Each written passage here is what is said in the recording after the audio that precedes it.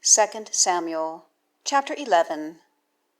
And it comes to pass at the revolution of the year, at the time of the going out of the messengers, that David sends Joab and his servants with him, and all Israel, and they destroy the sons of Ammon, and lay siege against Rabbah. But David is dwelling in Jerusalem. And it comes to pass at evening time, that David rises from off his bed, and walks up and down on the roof of the king's house, and sees a woman bathing from the roof. And the woman is of very good appearance, and David sends and inquires about the woman.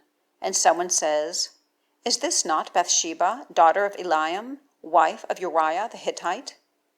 And David sends messengers and takes her, and she comes to him, and he lies with her. And she is purifying herself from her uncleanness, and she turns back to her house. And the woman conceives and sends, and declares it to David, and says, I am conceiving. And David sends to Joab, saying, Send Uriah the Hittite to me. And Joab sends Uriah to David. And Uriah comes to him, and David asks of the prosperity of Joab, and the prosperity of the people, and the prosperity of the war. And David says to Uriah, Go down to your house, and wash your feet. And Uriah goes out of the king's house, and there goes out a gift from the king after him. And Uriah lies down at the opening of the king's house with all the servants of his lord, and has not gone down to his house. And they declare it to David, saying, Uriah has not gone down to his house. And David says to Uriah, Have you not come from a journey? Why have you not gone down to your house? And Uriah says to David, The ark and Israel and Judah are abiding in shelters, and my lord Joab and the servants of my lord are encamping on the face of the field. And should I go to my house to eat and to drink and to lie with my wife? By your life and the life of your soul, if I do this thing. And David says to Uriah, Also abide in this place today, and tomorrow I send you away. And Uriah abides in Jerusalem on that day and on the next day. And David calls for him, and he eats before him and drinks, and he causes him to drink. And he goes out in the evening to lie on his bed with the servants of his lord, and he has not gone down to his house. And it comes to pass in the morning that David writes a letter to Joab, and sends it by the hand of Uriah.